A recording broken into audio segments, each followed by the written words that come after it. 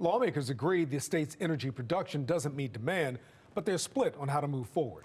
Fox 45 Jessica Babb looks into that debate today in Annapolis.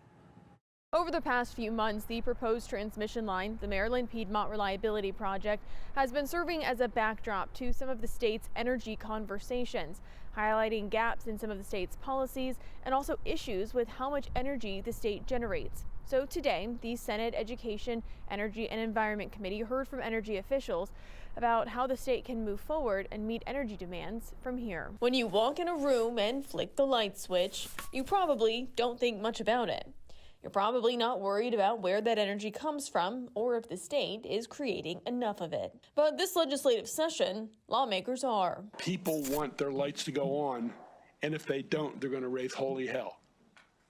So the question becomes, what do we tell them we're going to have to do to make sure those lights go on? With big energy decisions for lawmakers looming, Tuesday, the Senate Education, Energy and Environment Committee heard from both the Maryland Energy Administration and the Maryland Public Service Commission, officials that help regulate energy in the state and determine which new projects will happen. Right now, the Maryland Energy Administration is tasked with reaching the governor's goal of 100% carbon-free electricity in Maryland by 2035. We understand that's a very heavy lift. With some power plants closing, we're using less coal to create energy.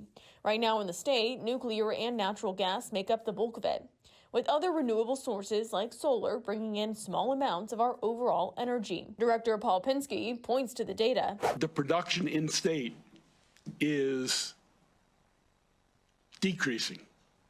And as you'll see in a chart in just a couple of minutes, the demand is increasing. With the state importing about 40% of its energy from other states, to reach the governor's goals, the state has to produce more clean energy.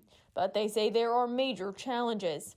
For one, Pinsky says renewable energy sources like wind and solar alone aren't enough. The size and location of the state, available land, and even how much the wind blows and how much the sun shines all limit how much of that energy we can generate.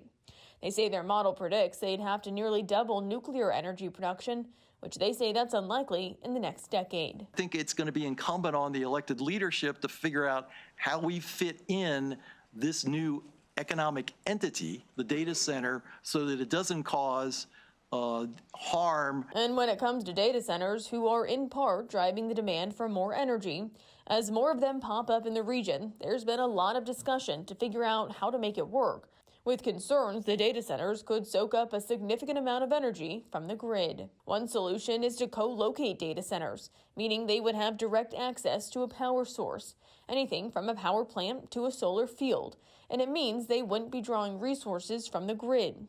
One way to do this is for the data center to have a contract with an existing power source. But Frederick Hoover, the chair of the Maryland Public Service Commission, says that bid. Under this situation, the power generator would now have an exclusive contract to supply electricity to this one facility. Now you're actually subtracting something from the supply. So it's essentially, in our mind, a kind of a lose-lose situation for the overall grid. It could also mean higher costs for ratepayers in the long run. Yeah, and I understand your concern about existing generation, but what about new generation? Well, I mean, again, if they bring, more food to the party, then that's probably a positive thing. But I think what it goes to is the decisions that you're going to make regarding encouraging or discouraging the development of data centers in the state. With the budget issues this session, lawmakers will also have to weigh potential costs for some of these energy projects. Now, both the Maryland Energy Administration and the Maryland Public Service Commission have made recommendations to lawmakers for policy reforms and changes. But right now, we'll have to wait and see what bills actually pass in the coming months. In Baltimore, Jessica Babb, Fox 45 News.